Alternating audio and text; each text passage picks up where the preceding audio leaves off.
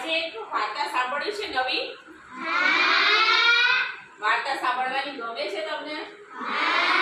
મજા આવે છે વાર્તા સાંભળવાની?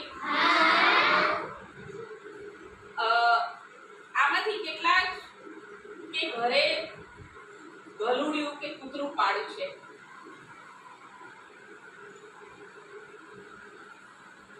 સરસ.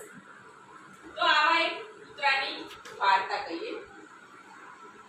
જે નાનું હતું ત્યારથી એના માલિકે પાળ્યું હતું. તમે જેમ પાળો છો ભલુડિયાને એ રીતે પાળ્યું હતું.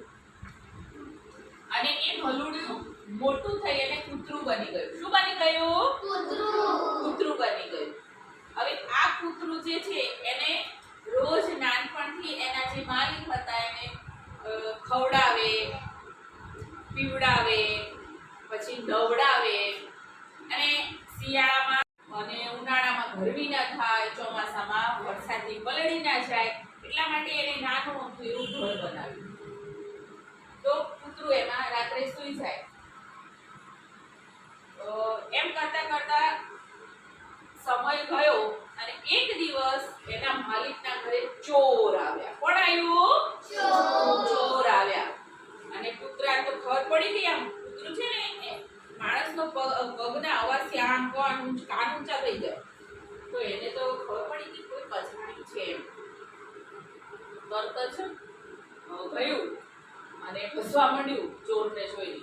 એટલે ચોર એની જોડે છે ને ખાવાનું લઈને આવ્યો. એટલે ચોરે તો કૂતરાને ખાવાનું નાખ્યું પણ કૂતરાએ ખાધું નહીં અને એનાથી વધારે જોરથી ભસવા માંડ્યું. કૂતરાએ જોરથી ભસવાનું ચાલુ કર્યું અને મનમાં બોલવાનું ચાલુ કર્યું કે તું તો મને આ જે રોટલો આપે છે ચોરી કરવા આવ્યો છે એટલે, પણ મારો માલિક તો મને રોજ ખવડાવે છે, પીવડાવે છે, તો માલિકનો હું વફાદાર છું એમ.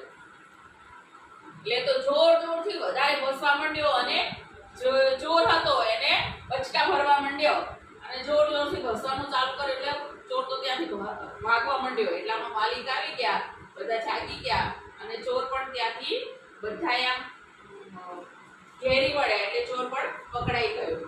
એટલે કૂતરું જે પ્રાણી હોય છે કેવું હોય છે? વફાદાર હોય છે. કેવું હોય છે? વફાદાર. એટલે માણસ જ્યાં ખાય એને વફાદાર આપણે રહેવું. આપણે આજે નાના છીએ, કાલે મોટા થઈએ, પણ આપણે કેવા બનવાનું? વફાદાર. કેવા બનવાનું?